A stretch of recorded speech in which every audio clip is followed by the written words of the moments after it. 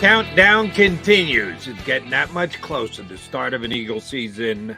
We are talking a mere matter of 3 days. It's getting close, folks. Start of the NFL season, though, tonight. Hours from now with the Chiefs and the Lions. And that could turn out to be a good game because Chiefs. By the way, I'd be disappointed right off the bat, Jody, if the Lions didn't beat a Chiefs team that was minus Chris Jones and Travis Kelce. We'll see if Travis Kelce. I was going to say, we don't know that Kelsey's not. No. But they're going to test him out this morning, supposedly. But if he can't play, I'd be disappointed if they didn't beat the Chiefs, honestly. Those are two really good players. Really good players. Yeah. If you're rating the top three players on the Kansas City Chiefs, those would be 2 out of 3. Yeah, another quarterback guy's probably in that mix, but that's 2 out of the 3 best players. That's pretty important to be without. Yeah. It could change the outcome of that game. So it'd end up being hopefully a very good competitive game that keeps us up later than we're used to, or later than we want to be if we got to be up here and do Birds 365, which we will be tomorrow on a Football Friday. But first things first, the Thursday, which means after a Wednesday media session / practice for the Philadelphia Eagles. Johnny Mac, did you learn anything about what the Philadelphia Eagles are going to do with their special teams after we signed off the air yesterday and you spent time in South Philadelphia? Yeah, I think I learned quite a bit. Number one, Arryn Siposs is going to be the punter. So, I mean, he was out there holding for Jake Elliott because they were doing some special teams work at the beginning. And I would have bet good money that there was no chance they were going to do special teams at the beginning while you guys were there. Yeah, that's a good point. They would keep that under wraps till after they say, all right, you guys can leave now, and watch you guys walk out the door. Yeah. All right, special teams. Comes as a surprise they actually let you a little bit, because Boston also was the first team kickoff returner, an indication that he'll be active because we talked about, can they keep 4 running backs active? Well, if they can't, it's going to be Rashad Penny down, not Boston Scott. So we'll see how that shakes out. But yeah, Arryn Siposs is going to be the punter. They didn't sign a punter, obviously, for Wednesday practice, so they're going to elevate him. And yeah, they made it very clear when they cut, because that news broke. I don't know if you remember, Jody. And in fact, I think our own Derek Gunn was the first one who had it. And D Gunn was like, they're cutting Siposs, and everybody was excited. And not D Gunn, but fan base doesn't like Arryn Siposs. And then a couple minutes later, D Gunn got the clarification. Well, we really like him. He might be back. We're going to take a look at some other punters. They made it very clear behind the scenes that this is probably not the end of Arryn Siposs in Philadelphia. And they worked out 4 guys. And from what I was told, if they saw a clear, definitive upgrade, they'd go in that direction, obviously. But if not, they're comfortable with Siposs. And, there's 2 parts of it, the punting aspect and the holding aspect. I brought that up a bunch of times. Now, look, kickers sometimes they're weird animals. And if they get comfortable with somebody, you don't want to mess with that necessarily. Jake Elliott has been phenomenal with Arryn Siposs. He's very comfortable with the operation, so to speak, as they call it. So you're affecting a couple of things. And basically, I think the Eagles extended the tryout 3 weeks. Like, if Arryn Siposs goes out there and kicks another Kadarius Toney-like punt and Marcus Jones takes it back and wins the football game, I think he's out of here. So it wouldn't even be. He might not be allowed back on the plane from New England. It wouldn't even be necessarily a 3-week continued tryout. But as long as he keeps going and he's competent for 3 weeks, I think he's going to be back on the roster. So they extended sort of the decision-making process. But that's number one. Number two, I mentioned with Boston Scott. And then I just mentioned Marcus Jones, because Marcus Jones, I mentioned yesterday on the show, he's the best punt returner in football last year, all pro. and he's very good. And to me, it was like, all right, you lost Zach McPherson, not the Eagles' fault, but he was their best gunner.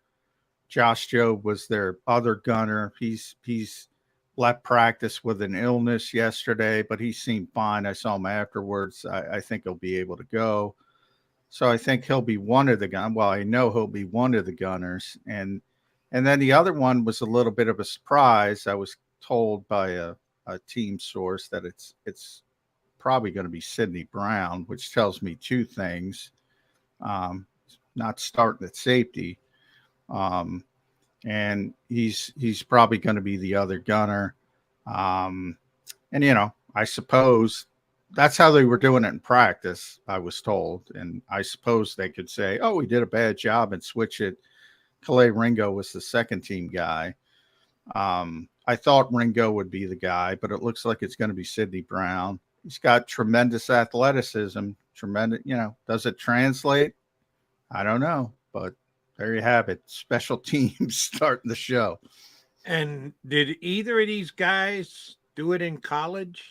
They were star players on their college team. Sidney, I do not believe. I'm going to try to talk to him about that when I see him in the locker room, hopefully today. I did see him yesterday in the locker room, but I didn't know at the time that he was going to be or projected to be a gunner. So I do want to talk to him about it. I'll try to talk to him about it. My guess is because he was a star and it was Illinois. No, right. That's just a guess, though. Ringo, Georgia makes their star players play special teams. Nolan played special teams, Nolan Smith. So I think he did, but I'll ask him as well because Georgia's a little bit different. And they have the cachet to, they're so good they can tell star players, hey, look, you got to play special teams. Doesn't tend to be that way with other sort of mid-level, not criticizing Illinois, but obviously they're not Georgia. No yeah. beat. And he's a star player, so generally they don't play special teams. Do you expect Nolan Smith to play specials for the Eagles? I do. Right off the bat? Yeah, I do. right? Not a lot, but I do. He'll be out there.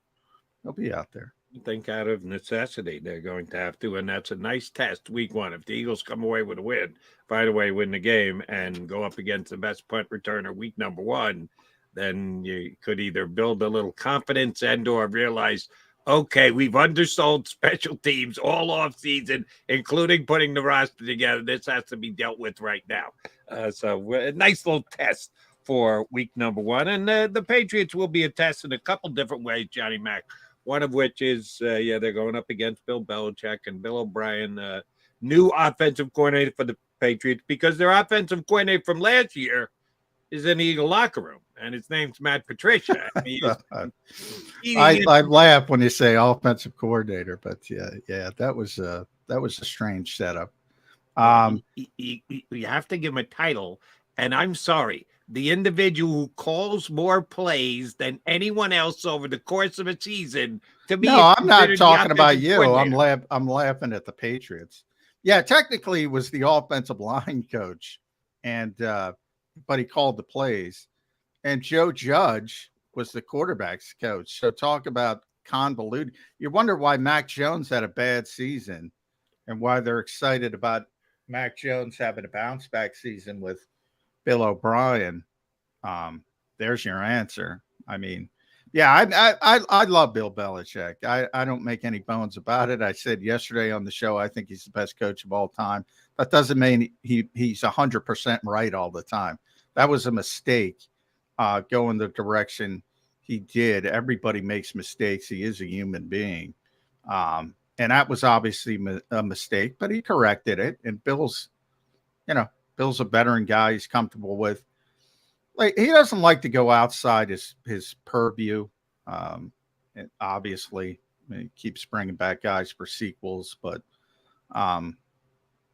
Bill's obviously a high-level offensive mind in the NFL, so it should be better. What do you think the Eagles are going to be able to get out of Patricia for this week? Because you're right, Belichick's 1-2, 1-8, whatever you want to call him, greatest coach of all time. Even though he's 25-25 since that Brady guy left and hasn't made the playoffs yet, his track record is track record, which is off the charts. But part of the reason why track record is that good, he knows that guys leave, come back, leave, and try and give away the secret sauce and how he wins and everything else. I would rather have the insights of a guy like Matt Patricia than not have him. But how much do you think they're actually going to bet? When the game's over and done with, they go, Matt told us about that, and damn if it didn't work, damn if we weren't prepared for it, damn if we didn't have that sniffed out ahead of time. How much are they actually going to get out of Patricia this week? I think it's helpful. I mean, especially we just, we worked very closely with Mac Jones last year. And so he knows the quarterback very, very well. I think that's helpful. But, I'll always say that stuff's kind of overrated because most guys know what's going on anyway. And it's about execution and it's about, getting people in the right spots and making sure another Belichickism, do their job. It's always about the players, but yeah, I think it's helpful. He knows more about Mac Jones than anybody else in the Eagles building. So he knows what he does well. He knows what he doesn't do well. And I think he's helpful this week, more helpful. He's helpful every week because he's a good defensive mind, but, I think he's even more helpful this week than the average week. All right, Johnny Mac, I was thinking about this before the show, and I said, all right, John's running out of here.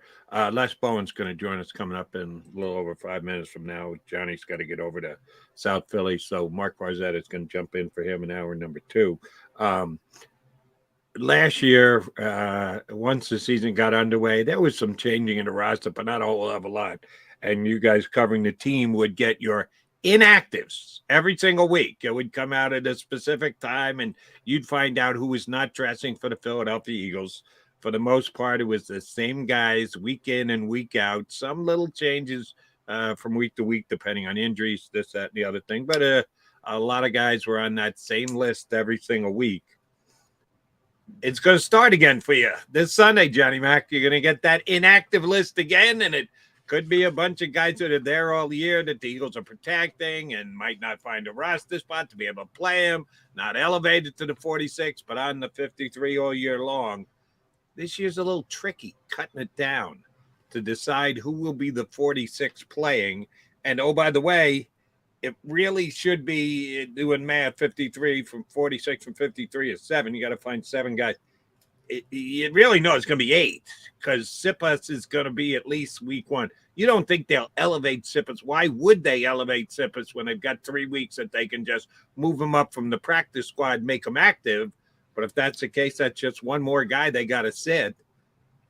I mean, I would argue they're probably going to elevate 2 players, to be honest. Obviously they have to elevate Siposs. So, yeah, that adds 1.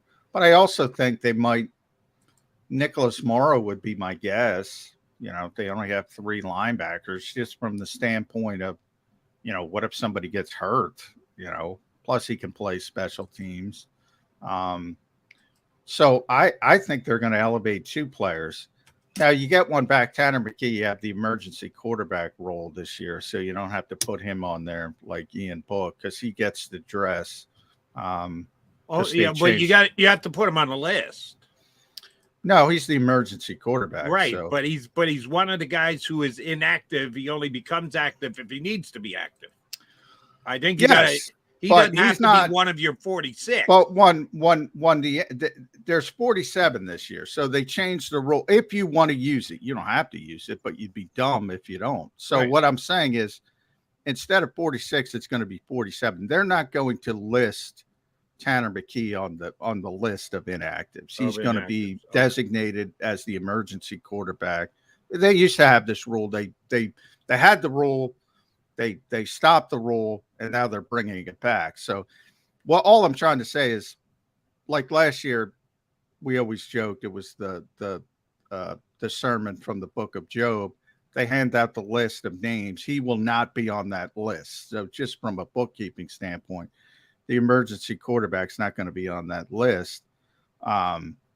So it comes down to 6 plus 2 because definitively Siposs, and I think they're going to elevate a second player. Could be Morrow, could be a coverage player on special teams, but I don't think that's going to happen, judging by what they were doing in practice. And they might not elevate a second player, so it's going to be you know, you're going to either need 1 or 2 extra players depending on what the Eagles decide. But the guys I would say are definitely going to be inactive. They're not dressing 4 tight ends. I think for week 1 it's probably going to be Alberto, as he continues to learn the offense. But I think long term, I think it's going to be Calcaterra in that role. But for week 1, I'll go Alberto as one of them. Then on the offensive line, it's going to be either Tyler Steen or Suo Peta who's inactive, one of the two. I'm going rookie heavy on this list. I think it's going to be Steen. He's going to start his career inactive. They have too many defensive players.